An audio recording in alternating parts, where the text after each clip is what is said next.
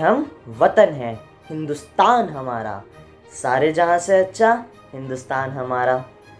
कितना कुछ कह जाती हैं ये दो पंक्तियाँ। नमस्कार, आज हिंदी दिवस के अवसर पर सेंट टेरेसा स्कूल की ओर से मैं हर्ष गुप्ता और मैं अवनी पवार आप सभी का हार्दिक स्वागत व अभिनंदन करते हैं। जैसा कि हम सब जानते हैं कि हिंदी भाषा हम सबके जीवन में बहुत महत्व रखती है। हिंदी भाषा बोलने में सबसे अधिक सरल और लचीली भाषा है। हिंदी भाषा को बोलना और समझना बहुत ही आसान है। आज 14 सितंबर है, अर्थात हिंदी दिवस। आज इस कार्यक्रम का शुभारंभ करने से पहले मैं हमारे विद्यालय के परम आदरणीय निर्देशकों श्रीमान रमन राजा खन्ना जी एवं श्रीमान विजय कुमार गुलाटी जी, विद्यालय की प्रधानाचार्य श्रीमती विभा खन्ना जी, शिक्षक निर्देशिका श्रीमती रेणु श्रीवास्तव जी, प्रधान अध्यापिका श्रीमती शिवानी त्रिपाठी जी, विद्यालय के सभी सामने व्यक्तियों, आदरणीय अध्यापक गणों व मेरे सभी मित्रों का हृदय तल से स्वागत करता हूँ। वक्ताओं की ताकत भाषा, लेखक का अभिमान है भाषा, भाषाओं के शीर्ष पर बैठी मेरी प्यारी हिंदी भाषा।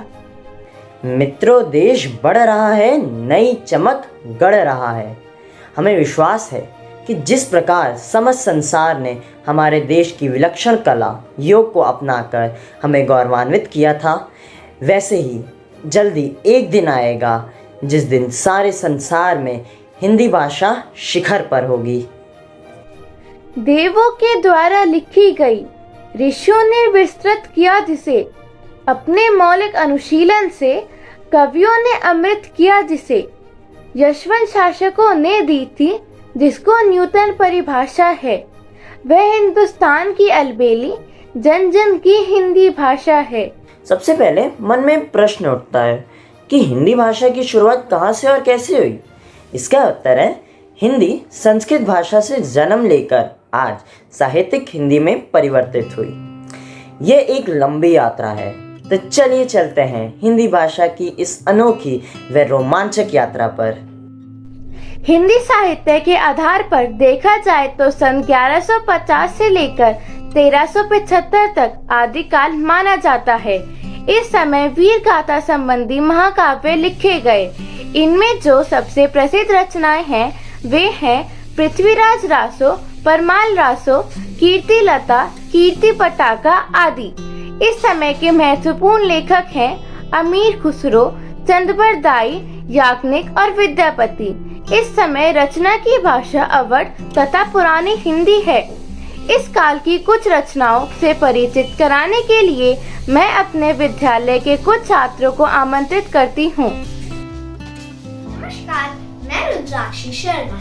नमस्कार, मैं सोनाक्षी शर्मा। हम कक्षा 5वीं ब वर्ग की छात्राएं हैं। मैं आज हिंदी दिवस पर आदिकाल के महान प्रसिद्ध कवि चंद्रबरदाई जी की रचनाओं में से सिर्फ 2 पंक्तियां आपको सुनाती हूँ। 4 बास 24 गज, अंगुल अष्ट प्रमाण। 4 बास 24 गज, अंगुल अष्ट प्रमाण। ता ऊपर सुल्तान है, मत चूको चौहान, मत चूको चौहान। वीरस की बात तो आपने बहुत कम शब्दों में बहुत ही सुंदर ढंग से सुनाई। इस काल के दूसरे महान कवि अमीर खुसरो की पहेलियां भी बहुत प्रसिद्ध हुई। उनमें से 3 पहेलियां मैं आपसे पूछना चाहती हूँ। ध्यान से सुनिए, सोचिए और फिर उन पहेलियों का उत्तर दीजिए। पहली पहेली, बीसों का सिर काट दिया, ना मारा ना खून किया। इसका उत्तर बताओ रुद्राक्षी। नहीं आता, कोई बात नहीं, मैं ही इसका उत्तर बता देती हूँ। इसका उत्तर है नाखून। दूसरी पहेली, गोल मटोल और छोटा मोटा हरदम है जमीन पर लोटे। खुसरो कहे नहीं है झूठा, जो ना बूझे अकल के खोटे। इसका उत्तर बताओ सौम्या। समय के अभाव के कारण मैं ही इसका उत्तर बता देती हूँ। इसका उत्तर है लोटा। तीसरी पहेली, एक थाल मोतियों से भरा, सबके सर पर औंधा धरा। चारों ओर वे थाली फिरे, मोती उससे एक न गिरे। इसका उत्तर बताओ रुद्राक्षी। इसका उत्तर भी मैं ही बता देती हूँ। इसका उत्तर है आसमान। तो देखा आपने कैसी थी हमारी हिंदी। आदिकाल से आगे चलते हुए हमारी हिंदी भक्ति काल आ पहुंची है। जी हाँ, यह वह समय था जब हमारा भारतवर्ष विदेशी आक्रमणकारियों से पीड़ित था। धर्म तथा भक्ति अपना अस्तित्व खोते जा रहे थे। इस समय बहुत से भक्त कवियों ने अपनी कविताओं, पदों, गीतों इत्यादि से जनसाधारण की आशंकाओं को स्वर्गीय स्वर दिया। इनकी रचनाओं ने भाव, नीति, राग, प्रेम, दर्शन, अध्यात्म को नई ऊंचाइयां प्रदान की। इस समय के महत्वपूर्ण कवियों में नामदेव, कबीरदास, सूरदास, रैदास, तुलसीदास, मीराबाई व रहीम इत्यादि का नाम उल्लेखनीय है। तो आइए इन्हीं भक्ति कवियों की भक्तिमय रचनाओं का आनंद लिया जाए। मैं सौम्या, कक्षा 5वीं वर्ग सा की छात्रा। भक्ति काल के दो महान कवियों की रचनाओं में से कुछ दोहे और मनमोहक भजन की दो पंक्तियां आप सभी को सुनाऊंगी। मेरे पहले कवि है तुलसीदास जी। तुलसी मीठे वचन ते सुख उपजत चहु और। तुलसी मीठे वचन ते सुख उपजत चहु और। वशीकरण एक मंत्र है, परिहरु वचन कठोर। वशीकरण एक मंत्र है, परिहरु वचन कठोर। तुलसीदास जी का दूसरा दोहा। कौन सो काज कठिन जग माही, जो नहीं होई तात तुम पाई। तुलसीदास जी का तीसरा दोहा।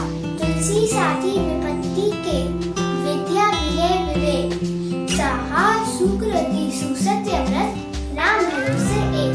और मीराबाई के इस मधुर भजन से तो मेरे सब सुध बुद्धि खो जाते हैं। पायो जी मैंने राम रतन धन पायो। पायो जी मैंने राम रतन धन पायो। वस्तु अमोलिक दी मेरे सतगुरु।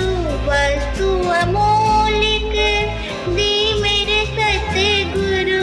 कृपा करी अपनायो।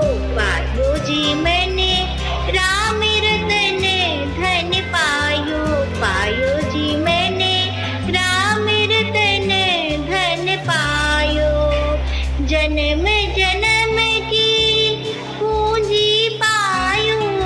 जन्म जन्म की पूंजी पायो।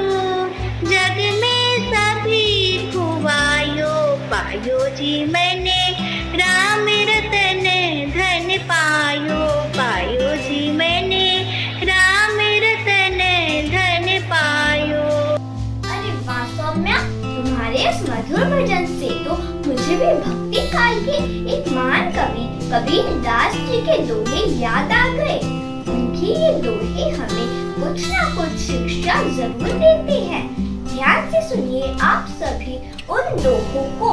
सुखिया सब संसार है, खाए अरु सोवे। दुखिया दास कबीर है, जागे अरु रोवे। कबीरा जागे अरु रोवे। ऊंचे कुल में जन्मिया, करनी ऊंच न होए। सुबरन कलश सुरा भरा, साधु निंदे सोए। कबीरा साधु निंदे सोए। दुख में सुमिरन सब करे, सुख में करे न कोई। सुख में सुमिरन जो करे, तो दुख काहे का होए। कबीरा दुख काहे का होए। भक्ति काल से आगे चलकर हिंदी ने रीति काल की राह पकड़ ली। रस और अलंकार इत्यादि व्याकरणिक परिभाषाओं पर अधिकतर ग्रंथ लिखे जाने के कारण ये समय रीति काल के नाम से जाना जाता है। इस समय साहित्य में वीरता और श्रृंगार प्रधान ग्रंथ लिखे गए हैं। इस समय राजाओं के आश्रित कवियों का अधिकता थी। इस समय के महत्वपूर्ण कवि भूषण, बिहारी, देव और मतीराम इत्यादि हैं। तो आइए रीति काल के रसों और अलंकारों की गंगा में डुबकी लगाएं। अरे वाह, रीति काल की बात हो रही है। ऐसे में हमें हमारे हिंदी साहित्य के महान कवि श्री बिहारी लाल जी हम सभी को याद आ जाते हैं। अब रुद्राक्षी हमें बिहारी लाल जी के कुछ दोहे सुनाएगी। बदरस लालच लाल की मुरली धरी लुकाई, सो करे बोनो हसे दन कह नतीजाई। कागज पर लिखत न बनत कहत संदेश लजात, कहिए सबूते रोहियो मेरे ही की बात। धन्यवाद। रीति काल के दूसरे महान कवि है भूषण कुमार जी। उनकी रचनाओं को भी लोगों ने खूब पसंद किया। मैं चाह रहा हूँ गाऊं केवल एक गीत, आखिरी समय में जी में गीतों की भीड़ लगी। मैं चाह रहा हूँ बस बुझ जाए वही प्राण, रुक जाए हृदय मेरा, पर सांसों में तेरी प्रीत जगी, पर सांसों में तेरी प्रीत जगी। काल से आगे चलकर 20वीं सदी में हिंदी भाषा नव जागरण काल में आ पहुंची। 1900 के बाद से अब तक का समय समग्र रूप से नव जागरण काल के नाम से जाना जाता है। इस काल में आधुनिक हिंदी भाषा का स्वरूप भी निर्धारित किया गया तथा विभिन्न पत्र पत्रिकाएं छपी। आधुनिक नाटकों के लेखन और मंचन का भी प्रारंभ हुआ। भारतेंदु हरिश्चंद्र के प्रयास इस दिशा में सर्वप्रथम उल्लेखनीय हैं। इस समय के रचनाकारों में अयोध्या सिंह उपाध्याय, बालकृष्ण भट्ट, प्रताप नारायण सिंह, महावीर प्रसाद द्विवेदी, कामता प्रसाद गुरु इत्यादि उल्लेखनीय हैं। तो आइए देखते हैं इस समय की कुछ रचनाएं। सुप्रभात। मैं वाणी जैन कक्षा 8वीं की छात्रा आज आपके समक्ष महावीर प्रसाद द्विवेदी की एक देश प्रेम की कविता प्रस्तुत करूंगी। मेरी कविता का नाम है प्यारा वतन। प्यारे वतन हमारे प्यारे, आजा आजा पास हमारे, या तो अपने पास बुलाकर रख छाती से हमें लगाकर। जब तू मुझे याद आता है तब दिल मेरा घबराता है, आंखें आंसू बरसाती है, रोते रोते थक जाती है। तुझसे जो आराम मिला है दिल पर उसका नक्श हुआ है, उसे याद कर मैं रोता हूँ, रोते रोते आंखें धोता हूँ। कच्चा घर छोटा सा था, पक्के महलों से अच्छा था, पेड़ नीम के दरवाजे पर साइबान से था वह बेहतर। जब मुझे यह याद आता है नहीं मुझे कुछ भाता है, वे दिन क्या फिर कभी मिलेंगे, क्या फिर अपने दिन पलटेंगे। बिछड़ा वतन हुआ यह भेजा, फटता है सब किया कलेजा, ठाठ अमीरी के सब तुझ पर मिले अगर तू करे निछावर। धन्यवाद। जागरण काल से हिंदी सामान्य से साहित्यिक रूप लेने लगी थी और समय था छायावाद का, जिसे प्रगतिवाद और प्रयोगवाद के नाम से भी जाना जाता है। यह समय इतिहास की पूर्ण व्याख्या का था, साथ में प्रकृति चित्रण के माध्यम से नवीन समाज में आधुनिक नागरिक के व्यक्तित्व को खोजने का भी। छायावाद के प्रमुख लेखक हैं महादेवी वर्मा, सुमित्रा नंदन पंत, सूर्यकांत त्रिपाठी निराला, जयशंकर प्रसाद आदि। जहां इन कवियों ने अपनी कविताओं से हिंदी को समृद्ध किया, वहीं गद्य लेखन के सम्राट, कलम के सिपाही मुंशी प्रेमचंद ने अंग्रेजी शासन में हो रहे शोषण और अपने उपन्यासों को कहानियों के माध्यम से सामने रखा। स्वतंत्र पूर्ण होने के आधुनिक साहित्य के प्रमुख रचनाकार में रामधारी सिंह दिनकर, मैथिली शरण गुप्त, सुभद्रा कुमारी चौहान, राम शुक्ल, हजारी प्रसाद द्विवेदी इत्यादि भी हैं। तो चलिए इस काल के रोमांचिक रचनाओं का आनंद लिया जाए। सुप्रभात। मैं सोनाली यादव कक्षा 7वीं की छात्रा आज आप सभी के समक्ष सुमित्रा नंदन पंत की एक कविता प्रस्तुत करने जा रही हूँ। मेरी कविता का शीर्षक है धरती कितना देती है। मैंने छुटपन में छुपकर पैसे बोए थे, सोचा था पैसों के प्यारे पेड़ उगेंगे, रुपयों की कलदार मधुर फसलें खनकेंगी और फूल फल कर मैं मोटा सेठ बनूंगा। पर बंजर धरती में ना एक भी अंकुर फूटा, पर बंजर धरती में ना एक भी अंकुर फूटा। बंध्या मिट्टी ने ना एक भी पैसा उगला, ना एक भी पैसा उगला। सपने जाने कहाँ मिटे कब धूल हो गए, मैं हताश हो बाट जोता रहा दिनों तक। बाल कल्पना के अपलर पांव टटे बिछाकर, पांव डटे बिठाकर। मैं अबोध था, मैंने गलत बीज बोए थे। मैं अबोध था, मैंने गलत बीज बोए थे। ममता को रोपा था, तृष्णा को सींचा था। ममता को रोपा था, तृष्णा को सींचा था। धन्यवाद। नमस्कार, मैं ज्योति ठाकुर कक्षा 7वीं टी से आज आप सभी को एक छायावादी कवि सूर्यकांत पाठी निराला के विषय में बताने जा रही हूँ। सूर्यकांत पाठी निराला छायावाद के एक विद्रोही, प्रयोगधर्मी एवं ओजस्वी कवि थे। उनकी पुत्री सरोज की मृत्यु के बाद उन्होंने जो कविता लिखी थी वे सारे साहित्य जगत में प्रथम एवं सर्वश्रेष्ठ शोकगीत के नाम से प्रसिद्ध हुआ। तो आइए सुनते हैं उनकी चंद पंक्तियां। सरोज स्मृति। मुझ भाग्यहीन की तू संबल, मुझ भाग्यहीन की तू संबल, युग वर्ष बाद जब हुई विकल। दुख ही जीवन की कथा रही, दुख ही जीवन की कथा रही, क्या कहूँ आज जो नहीं कही। हो इसी कर्म पर वज्रपात, यदि धर्म रहे न सदा मात। इस पर मेरे कार्य शकल, हो भ्रष्ट रीत के से सतदल। कन्याएं। कन्यागत कर्मों का अर्पण, कर करता मैं तेरा तर्पण, कर करता मैं तेरा तर्पण। धन्यवाद। स्वतंत्रता के बाद के साहित्य में भाषा और ज्यादा समावेशी हो गई। अज्ञे, यशपाल, अमृतलाल नागर, भगवती चरण वर्मा, दिनकर, हरिवंश राय बच्चन, धर्मवीर भारती, भीष्म सहानी, हरिशंकर परसाई, अटल बिहारी वाजपेयी जैसे अनगिनत लेखकों ने निरंतर हिंदी साहित्य को समृद्ध किया है।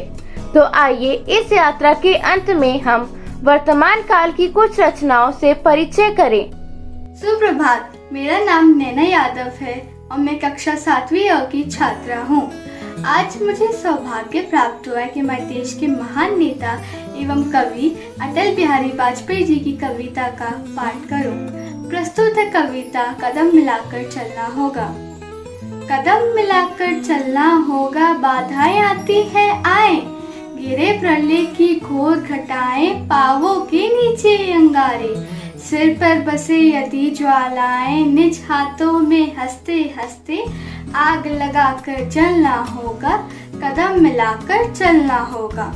हास्य रुदानों में, तूफानों में, अगर अनसंख्या बलिदानों में, उत्थानों में, वीरानों में, उन्नत मस्तक उभरा सीना, पीढ़ाओं में पालन होगा। कदम मिलाकर चलना होगा। धन्यवाद। सुप्रभातम, मैं अनुष्का गुप्ता कक्षा 8वीं अ से आज हिंदी दिवस के उपलक्ष्य पर मैं आपको हरिवंश राय बच्चन की एक कविता प्रस्तुत करने जा रही हूँ। आ रही रवि की सवारी, नव किरण का रथ सजा है, कली कुसुम से पथ सजा है, बादलों से अनुच्च रोने स्वर्ण की पोशाक धारी। आ रही रवि की सवारी, विहंग बंदी औचारण, गा रही है कीर्ति गायन, छोड़कर मैदान भागी तारकों की फौज सारी। आ रही रवि की सवारी, छाता उछलू विजय कहे, पथटकता देखकर यह रात का राजा खड़ा है, राह में बनकर भिखारी। आ रही रवि की सवारी। धन्यवाद। तो मित्रों, कैसी रही आपकी हिंदी की यात्रा? उम्मीद है आप सभी ने यात्रा में सुखद आनंद का अनुभव किया हो। हम चमके नप्पर चंदा से माथे हिंदी की बिंदी, जो ऐसा दर्शन दे दो हमको हिंदी से मिली बुलंदी। यो नस नस में हिंदी दौड़ उठे, ये भारत हिंदी बोल उठे, इस विश्व पटल पर हिंदी में ध्वज हिंदुस्तान का डोल उठे, ध्वज हिंदुस्तान का डोल उठे। इसी सुखद उम्मीद के साथ हम अपनी वाणी को विराम देते हैं और अंत में आप सभी का धन्यवाद देते हैं तथा जिन्होंने इस कार्यक्रम में प्रतिभाग किया और कार्यक्रम को सफल बनाया। सबसे अंत में एक बार फिर आप सभी को हृदय तल से हिंदी दिवस की हार्दिक शुभकामनाएं।